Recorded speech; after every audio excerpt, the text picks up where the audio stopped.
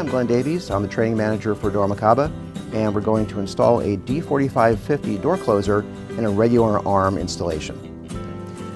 Okay, the first thing we need to figure out is the amount of door rotation that we have. This particular door can rotate 180 degrees, so I want to template the installation for 180 degrees versus about 120. And so I've already had this drilled, so we've measured off from our hinge gap over to the correct spacing for our door closer body and for our arm installation. If it was for a 120 degree installation, this door closer would be over a couple more inches and not allowing it to travel quite as far. So the first thing I need to do after I've done the holes would be figure out which way the door swings. So this is considered a left-hand door, and it's done from the opposite side. Put your back to the hinges. Whatever arm can touch the door, that's your door swing. In this case, left hand. And so I'll take the door closer body, and in this particular closer, it's marked left hand and right hand. So we're going to put the LH facing upward, and according to the instructions, the valves for adjusting the main speeds should be towards the hinge edge. So we're going to be installing it in this configuration right here. Okay, so I'm going to run one of the large and quite long wood screws in.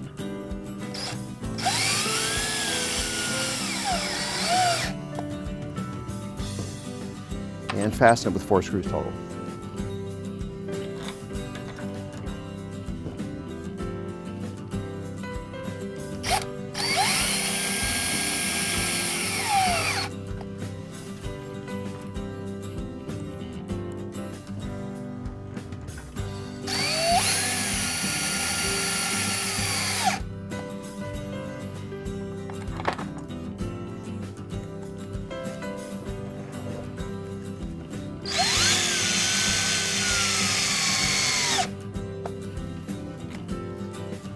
Okay, next we're going to install the arm and hook the shoe or foot to the door frame.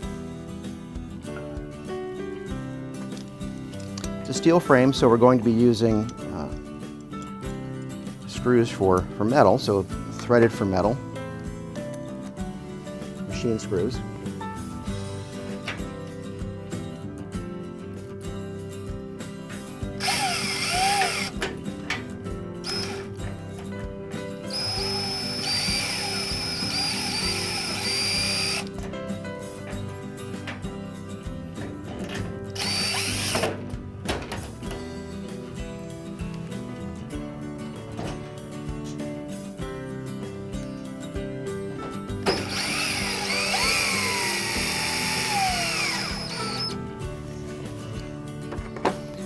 We'll get the arm up out of the way and take the main arm and install it sticking straight out towards us here.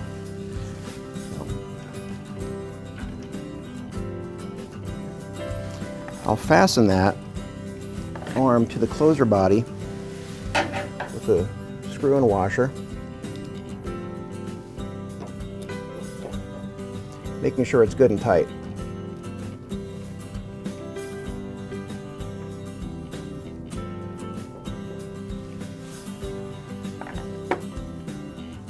Okay, now this forearm needs to be sticking straight out perpendicular to the door frame, which means I need to preload or move the main arm out to meet it. Now I can see when I do that this is not perpendicular.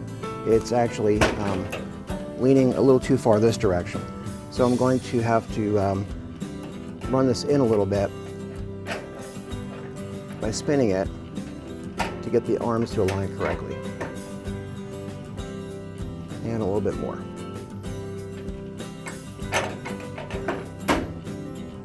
Okay, and that's just about perfectly perpendicular to the door. Now I have another screw and washer I'm going to use to fasten the 2 parts of the arm together here.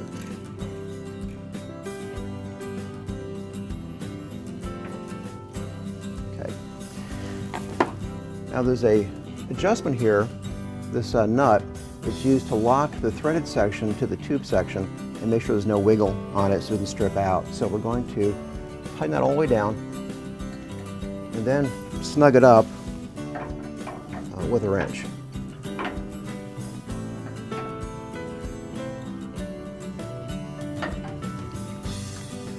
Okay, now once we have this installed, we'll have to check for all the various speeds and make sure they're set up correctly, and for the amount of force the door has for opening and closing. There are some limitations that we have to be aware of for ADA, the Americans with Disabilities Act, and just for safety. Okay, now we're going to adjust the speed of the closer. And the first thing I like to do is to make sure it's closing at a reasonable pace. That's not going too slowly or too fast. Then we'll time it and fine tune it. So I'm going to open it to about 90 degrees. We're looking for about 6 seconds, 6 to 7 seconds from 90 degrees to fully shut. The ADA requirements say from 90 degrees to 20 degrees before it's closed in 5 seconds or longer. So that's our sweep speed, and it seems a bit slow to me. And we'll get into our latch range soon.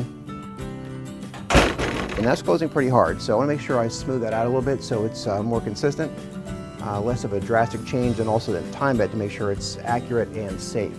So our bottom valve on this side here is for our latch speed. I'm going to turn it in just a little bit, and I think I'll back off our adjustment for the sweep and see what that did.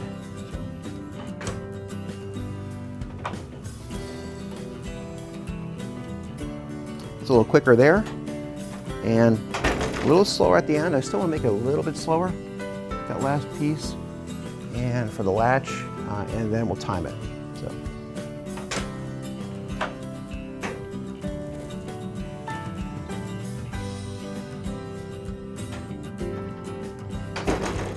Okay, that was pretty smooth. The next step is to time it, so I'm going to get my phone out and test it from fully open to fully shut, looking for about 6 to 7 seconds. So 90 degrees, and go.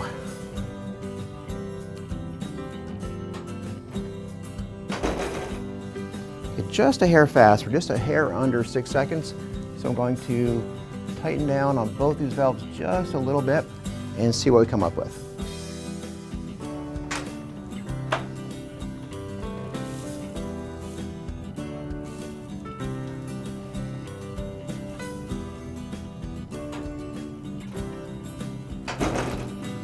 Okay, dead on 6 seconds.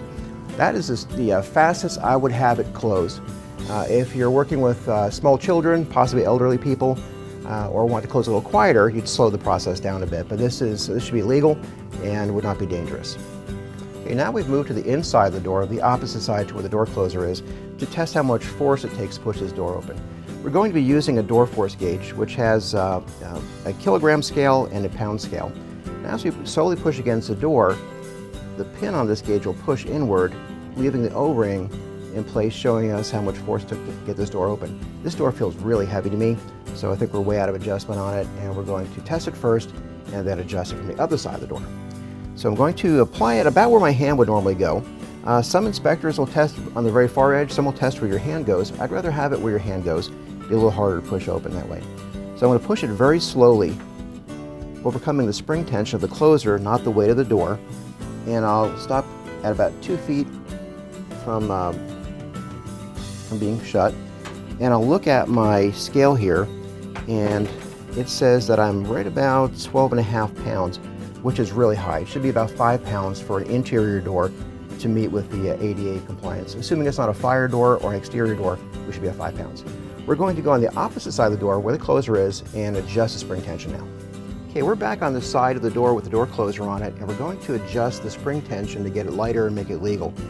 On the end of the closer is a nut that we're going to turn counterclockwise, about 3 turns is what I think it'll take to make this the correct weight. Then we'll test it from the inside.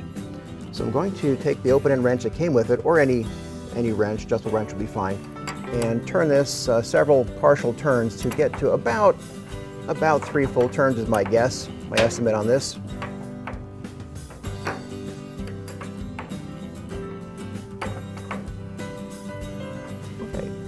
And I'm going to go back on the other side of the door and apply my door force gauge and see how much force we come up with.